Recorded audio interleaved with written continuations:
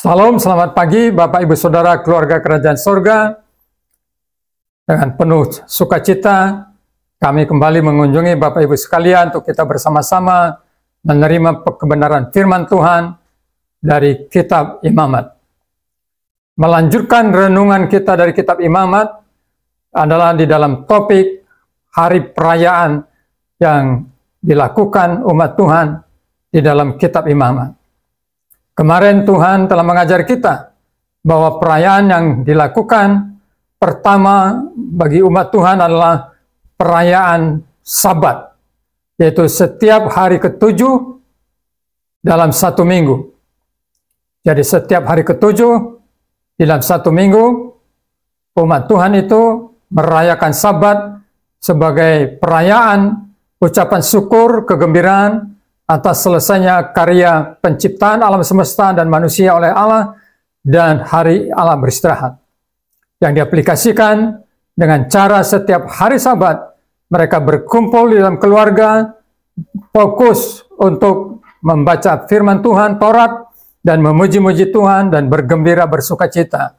Hari itu mereka dilarang melakukan pekerjaan-pekerjaan.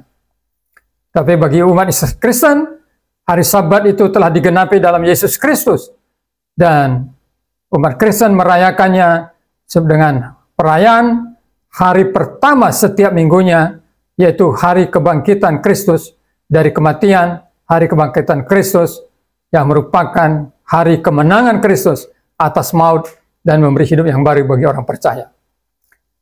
Nah, perayaan yang kedua adalah perayaan hari Paskah yang tertulis dalam Imamat 23 ayat 4 dan 5. Perayaan hari Paskah yang ditulis dalam Imamat 23 ayat 45 ini berbicara tentang hari perayaan penebusan atau hari perayaan peringatan penebusan Allah terhadap umat Israel dari perbudakan di Mesir.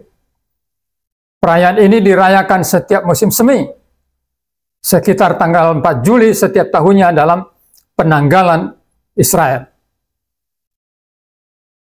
Tetapi mereka di dalam merayakan perayaan Paskah ini bukan dengan membakar kembang api atau memasang obor dan berkeliling kota.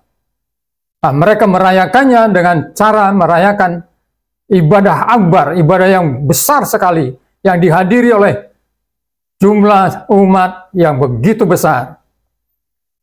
Orang-orang Israel yang terpencar ke segala penjuru dunia, biasanya dalam Paskah besar, mereka akan datang ke Yerusalem, berkumpul di Yerusalem untuk merayakan Paskah tersebut. Dan itu juga lah yang disebutkan di dalam Kisah Para Rasul pasal 2, di mana di hari pencurahan Roh Kudus. Ada catatan mengatakan orang-orang Israel datang dari Roma, datang dari Afrika, datang dari bangsa-bangsa lain. Nah, Bapak Ibu yang dikasihi Tuhan, bagaimana dengan perayaan Paskah umat Kristen? Perayaan Paskah umat Kristen hampir memiliki makna yang sama dengan perayaan Paskah daripada orang Israel. Karena dalam iman Kristen, Paskah itu dirayakan menyatukan atau menghubungkan peristiwa karya penyelamatan oleh Kristus dengan kematiannya di atas kayu salib dan peringatan kebangkitannya dari kematian pada hari yang ketiga dan memberi hidup yang baru bagi orang percaya. Bagaimana hubungan Paskah yang dirayakan oleh orang Kristen dengan hubungan Paskah yang dirayakan oleh orang Israel? Hubungannya memiliki makna yang hampir sama. Bagi orang Kristen, perayaan Paskah adalah perayaan merayakan pengorbanan Kristus di atas kayu salib dan kebangkitan Kristus dari kematian.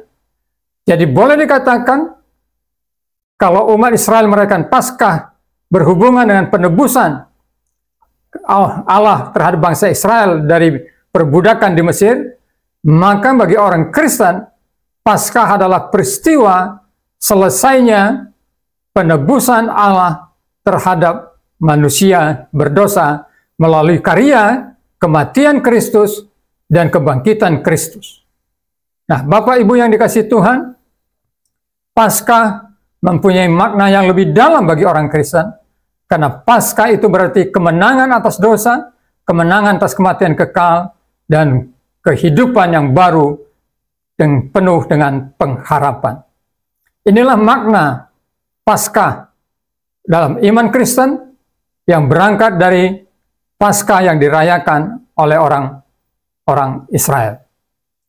Mari kita senantiasa mengingat bahwa sebenarnya setiap hari kita harus merayakan Paskah, karena karya penyelamat Kristus itu berkuasa setiap hari di dalam kehidupan kita. Selamat merayakan kemenangan atas dosa, kemenangan atas kematian, oleh karena karya penebusan Kristus di dalam kematiannya di atas kayu salib dan kebangkitannya pada hari ketiga dari kematian. Tuhan memberkati.